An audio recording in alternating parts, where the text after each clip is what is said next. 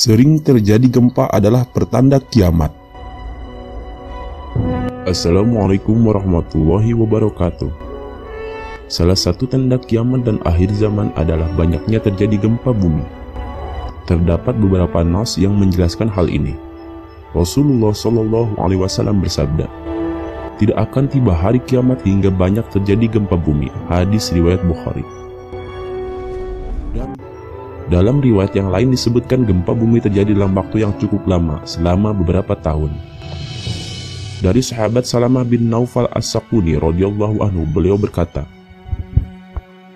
"Kami pernah duduk-duduk bersama Rasulullah Shallallahu Alaihi Wasallam. Lalu beliau menuturkan hadisnya, dan sebelum kiamat ada dua kematian yang sangat dahsyat, dan setelahnya terjadi tahun-tahun yang dipenuhi dengan gempa bumi." Hadis riwayat Ibnu Majah.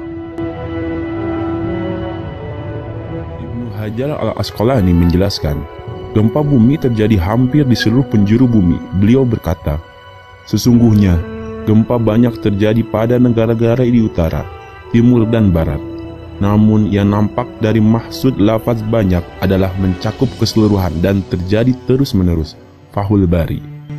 Apabila kita mendengar kabar adanya orang yang terperosok ke dalam belahan bumi akibat gempa yang dahsyat, maka ini juga termasuk tanda dekatnya hari kiamat.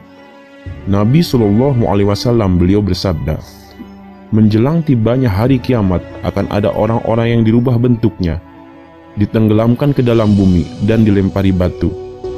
Hadis riwayat Ibnu Majah Sahih.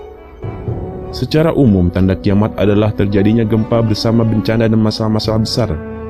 Abdullah bin Hawalah radhiyallahu anhu berkata, "Rasulullah Shallallahu Alaihi Wasallam meletakkan kedua tangannya di atas kepalaku.